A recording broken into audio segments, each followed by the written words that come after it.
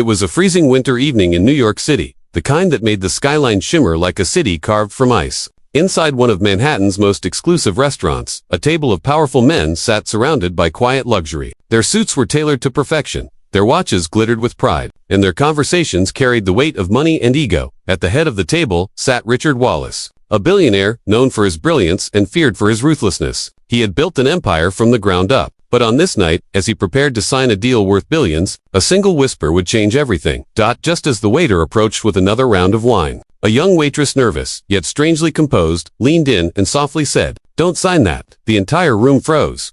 Richard's pen stopped midair. His sharp eyes flicked toward the voice that dared interrupt him. The men around him chuckled, ready to mock the waitress who'd overstepped her place. But something about her tone, honest, trembling, yet fearless, struck a chord deep inside him. Her name tag read Emily, and she already regretted speaking up. She'd only caught a glimpse of the contract while pouring water, just enough to realize that the deal would destroy several small businesses, including the bakery her late father once owned. That bakery had been more than a shop, it was the heart of their neighborhood. And now, she couldn't stand by while another family lost everything the way hers had.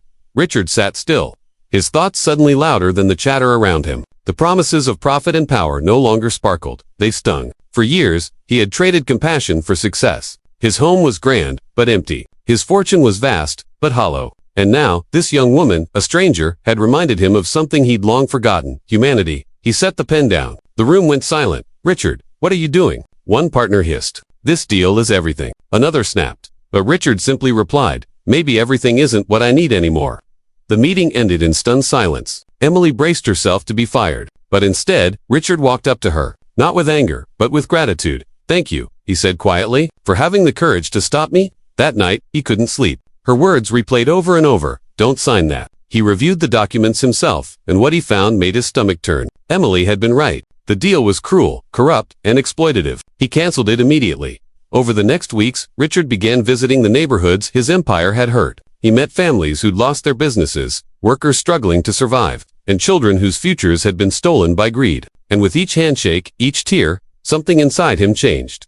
Months later, Richard returned to that same restaurant. But this time, there was no deal on the table. He asked for Emily. When she nervously approached, he smiled, a real, human smile. "I wanted to thank you," he said. "You helped me wake up."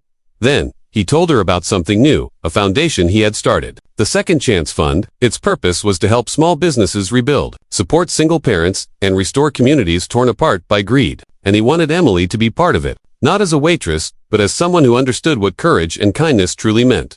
Tears filled her eyes as she accepted. Her father's dream of goodness and honesty was alive again through her. Over time, their story spread through New York. People called it the whisper that changed a billionaire's heart. Richard's company transformed, investing in people, not power. He treated workers fairly, funded local startups, and supported education for the underprivileged. And at the foundation's first anniversary, Emily stood before hundreds of people and said, "Sometimes, the smallest act of courage, even a whisper, can echo louder than 1,000 speeches." The crowd rose to their feet in tears. And for the first time in his life, Richard Wallace, the man who once had everything, realized what it meant to truly have enough.